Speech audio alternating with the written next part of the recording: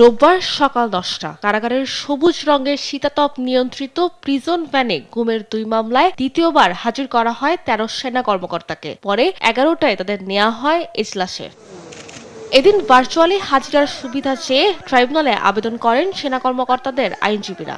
এ সময় আদালত বলেন, সাবেক প্রধান বিচারপতি মন্ত্রীরা সশরীরে আদালতে হাজিরা দিচ্ছেন, আইন সবার জন্য সমান, বিষয়টি মনে করিয়ে দেন ট্রাইব্যুনাল চেয়ারম্যান। ভার্চুয়ালি হাজিরা দিতে চেয়েছেন, আদালত কমেন্ট করেছেন যে আইন সবার জন্যই সমানভাবে প্রযোজ্য হবে।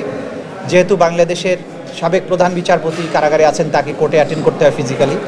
অ্যাপেলেট ডিভিশনের বিচারক, সিনিয়র মন্ত্রী, বিভিন্ন পর্যায়ের মানুষ যারা আসামি হয়েছেন তারা রেগুলারলি আদালতে সশরীরে হাজিরা দেন। ভিগো ওয়্যার গার্ড প্রয়োজন মতো বাঁকানো যায়, অধিক চাপেও ভাঙে না। ভিগো। পরে এই 2 মামলায় সাবেক ও বর্তমান 25 সেনা কর্মকর্তার বিরুদ্ধে অভিযোগ গঠনের শুনানির জন্য 3 ও 7 ডিসেম্বর দিন ধার্য করেন ট্রাইব্যুনাল 1। এ সময় শেখ হাসিনা সহ পলাতক আসামিদের জন্য রাষ্ট্রের পক্ষ থেকে আইনজীবী নিয়োগ দেওয়া হয়। তাকে আরো প্রপার ওয়েতে ডিফেন্স দেওয়া দরকার।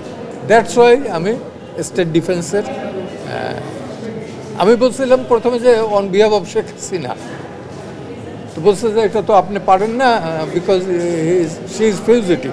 দেশে গুমের সবচেয়ে বেশি অভিযোগ আছে সাবেক সেনা কর্মকর্তা জিয়াউল হাসানের বিরুদ্ধে, যার তদন্ত এখনো চলমান বলে জানান চিফ প্রসিকিউটর। বাংলাদেশের সবচাইতে আমি বলবো যে ব্যক্তি হিসাবে, একক ব্যক্তি হিসাবে সবচাইতে বেশি সংখ্যক অপরাধের সাথে তার সম্পৃক্ততা পাওয়া গিয়েছে বলে আমরা জানতে পেরেছি।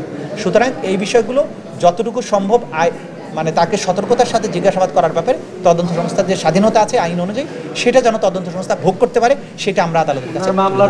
এছাড়া রংপুরের আবু সাইদ হত্যা ও চাংখারপুলে 6 জনকে হত্যা মামলায় সাক্ষ্য গ্রহণ অনুষ্ঠিত হয়। সাবরিনা মজুমদার, দেশ টিভি, ঢাকা।